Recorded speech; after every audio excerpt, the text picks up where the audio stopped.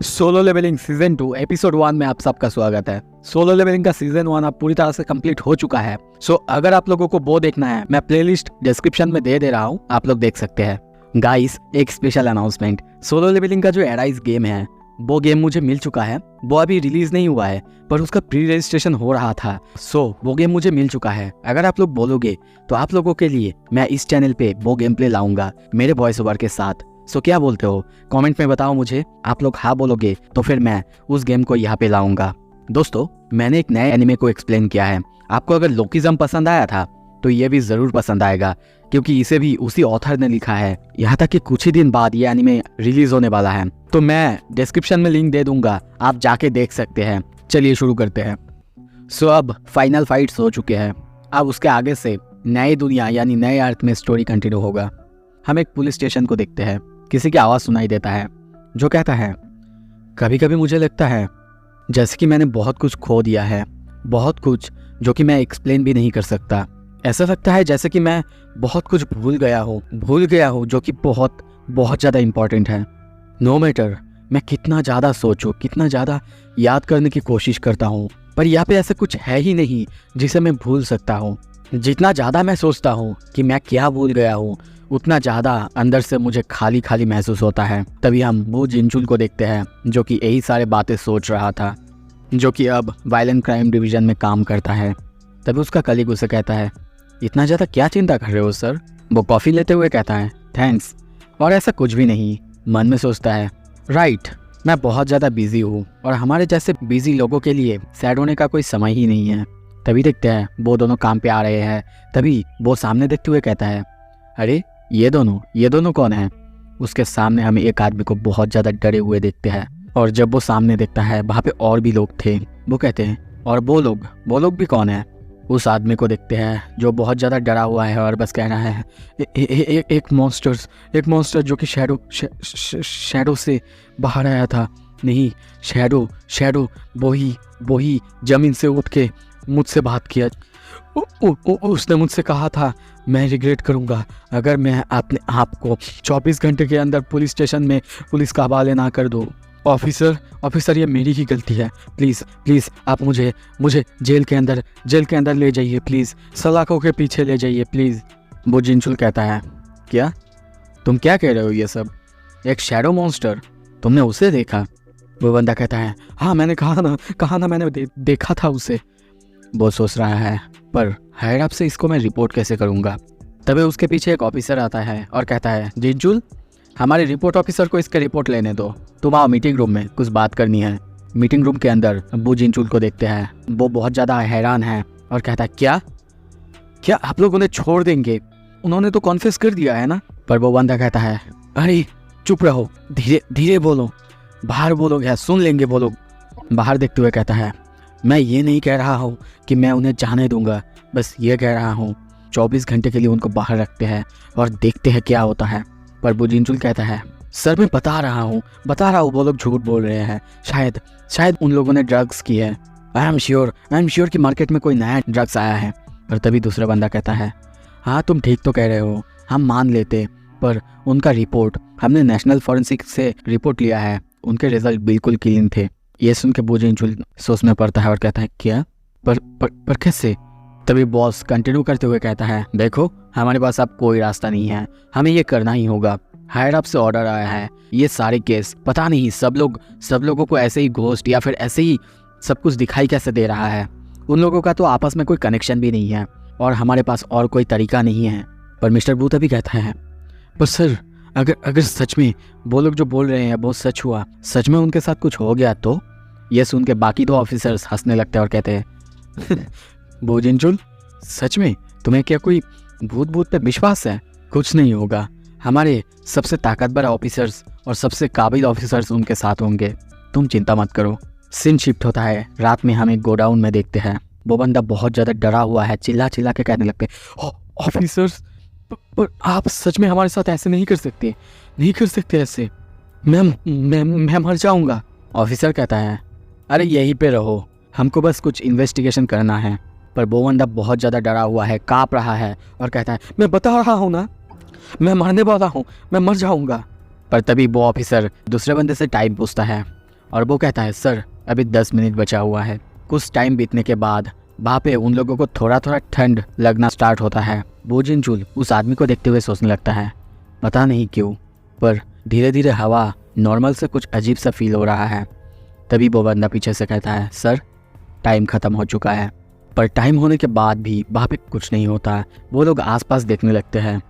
वो बंदा जो कि बहुत ज़्यादा डरा हुआ था वो भी आसपास देखते हुए कहता है हाँ क्या क्या सच में कुछ नहीं हुआ? पर क्यों क्यों कुछ नहीं हो रहा है? वो पुलिस ऑफिसर कहता है तुम लोग सच में कोई ड्रग्स तो नहीं लिए थे ना साथ में? और तुम्हें पता है ना झूठ बोलने की सजा क्या होगा? पर वो बंदा अभी भी डरा हुआ है, पसीने से उसका बॉडी भीगा हुआ है और वो कह रहा है नहीं सच में हमने देखा था।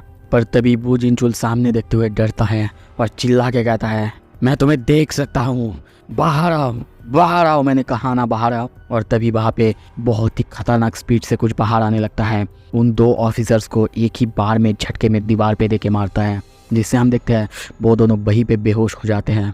वो आदमी अब डर रहा है, रो रहा है। उसकी आंखों में हम बेरू को उठते हुए देखते हैं और वहाँ पे बेरू के साथ साथ हम और भी एंड्स को देखते हैं। बो जिनचुल अभी ये देख के बहुत ज़्यादा डर चुका है और सोचता है क्या एक मॉन्स्टर सच में आ गया और यहाँ पे एक नहीं तीन मॉन्स्टर्स हैं। और वो बंदा चीखने लगता है, डर रहा है। तभी तीनों के तीनों एंड्स आके उके उसे एक ही बार में वहीं पे मार देते हैं और वहीं पे उसे खा लेते हैं। बो जिनचुल ये सब देख रहा था, बहुत ज़्यादा हैरान है, धीरे धीरे पीछे जाने की कोशिश कर रहा है। पर तभी उनमें से एक एंट यानी बेरू, शायद बेरू, वो उसकी तरफ देखता है और थोड़ा सा स्माइल करता है।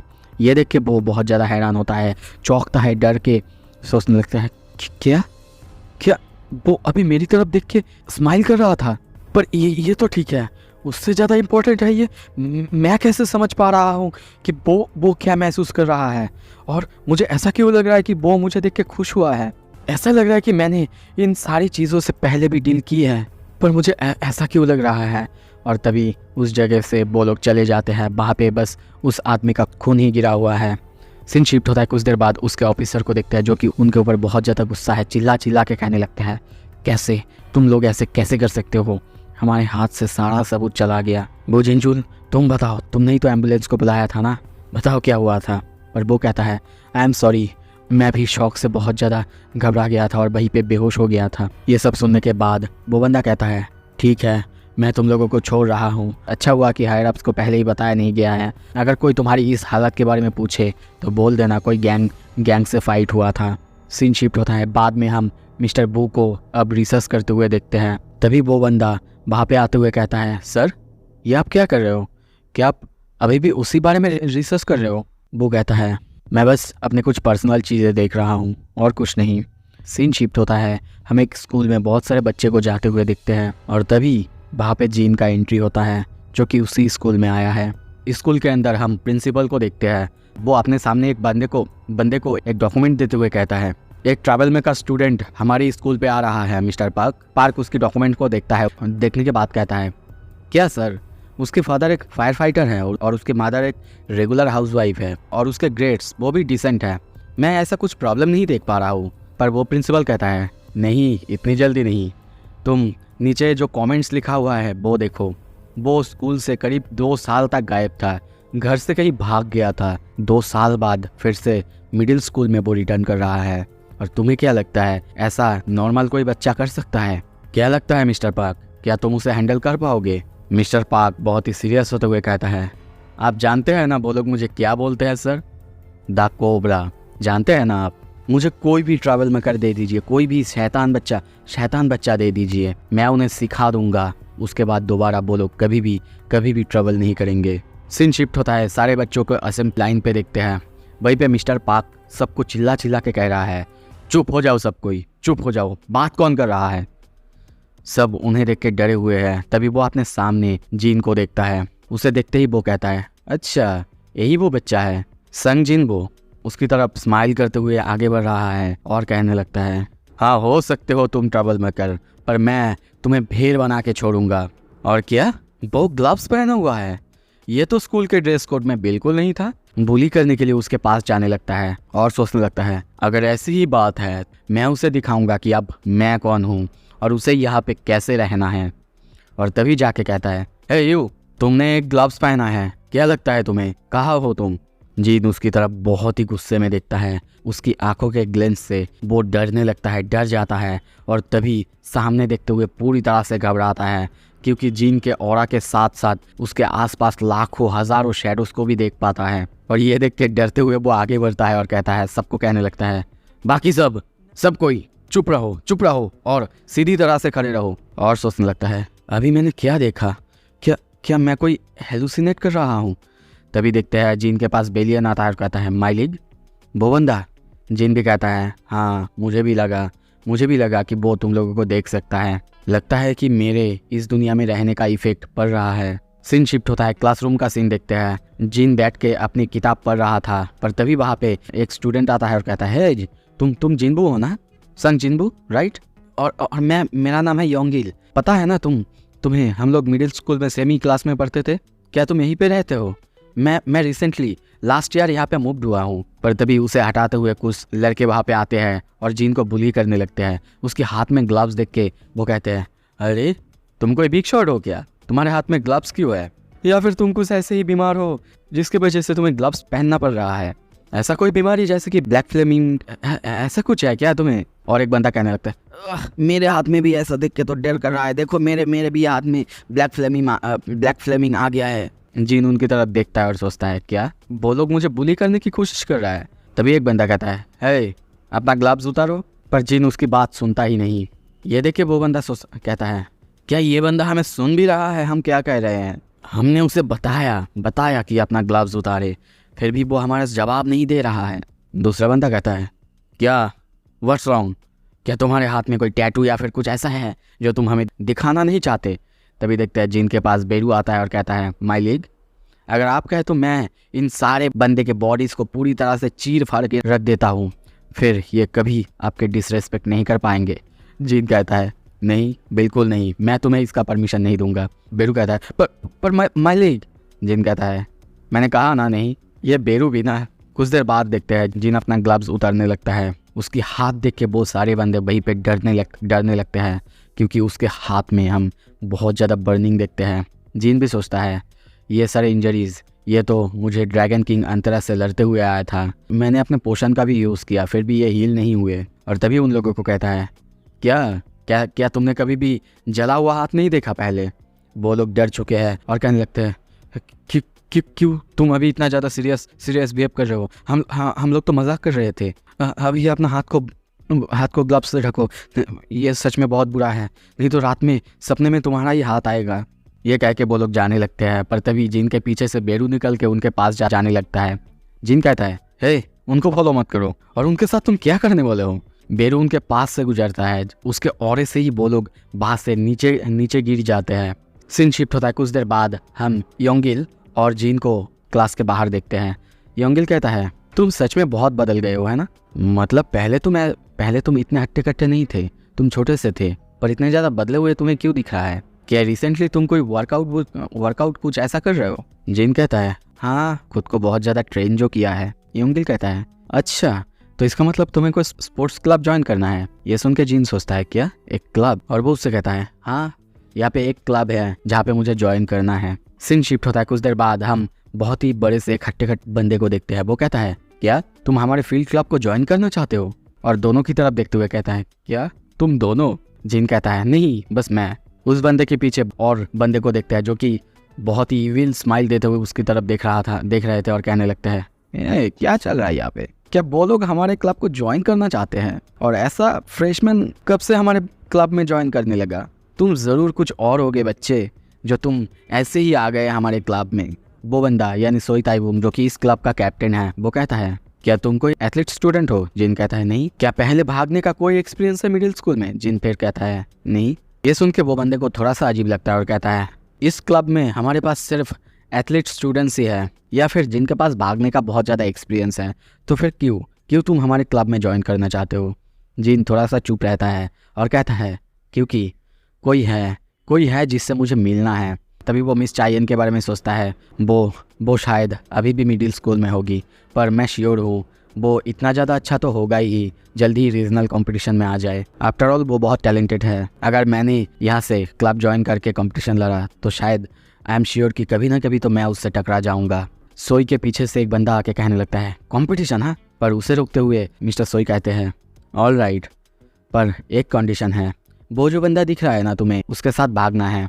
वो सेकेंड ईयर का रिजर्व स्टूडेंट है और हमारे यहाँ का क्लब का सबसे ज़्यादा खराब रनर है। अगर तुम उससे ज़्यादा फास्ट भाग पाए तो तुम्हें हम हमारे क्लब में ले लेंगे। पर जिन उसकी तरफ देखता है और सोचता है, जैसा कि उसका बॉडी पोस्चर है, जितना कि उसे देख के पता चल रहा है, वो बिल्कुल ही निकम्मा नहीं है।